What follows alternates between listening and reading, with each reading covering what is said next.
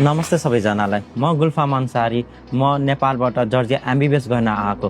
म अहिले Georgia national university एसयुमा पढ्दैछु। मैले आफ्नो कक्षा 10 को एसई र +2 मैले नेपालबाटै अध्ययन गरेको थिएँ र म यता जर्जियामा एमबिबिएस गर्न यसले आएको छु कि यता तपाईलाई एकदम ओपन वाइड एजुकेसन प्रोभाइड गरिन्छ र यहाँ तपाईलाई पुरै इन्फ्रास्ट्रक्चर, मोडर्न टेक्नोलोजी र त्यसमा स्थित पढाइहरू दिन्छ।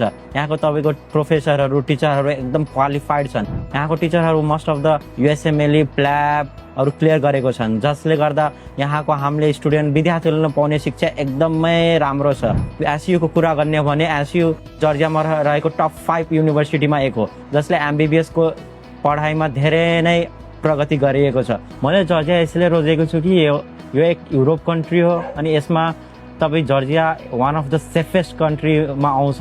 उनको आफ्नो होस्टेल छ जसमा उहाँहरूले आफ्नो मेस प्रोभाइड गर्नुहुन्छ, जुन एक इन्डियन अथेन्टिक खानाहरू उहाँले दिनुहुन्छ, जुन नयाँ आउने विद्यार्थीहरूलाई एकदमै फ्यामिली जस्तो फेमिलियर लाग्छ। अनि मलाई एउटा सबभन्दा राम्रो कुरा के लाग्यो भने उहाँको आफ्नै मेस छ जसमा उहाँले इन्डियन अथेन्टिक फुडहरू प्रोभाइड गर्नुहुन्छ, जसमा भेज, नन भेज, हलाल, जैन लगायत खानाहरू प्रोभाइड गर्नुहुन्छ। अनि उहाँहरूको होस्टेलमा उहाँले एउटा किचन पनि प्रोभाइड गर्नु भएको छ जसमा आफूलाई जे इच्छा लाग्यो त्यो बनाएर पनि खान सकिन्छ।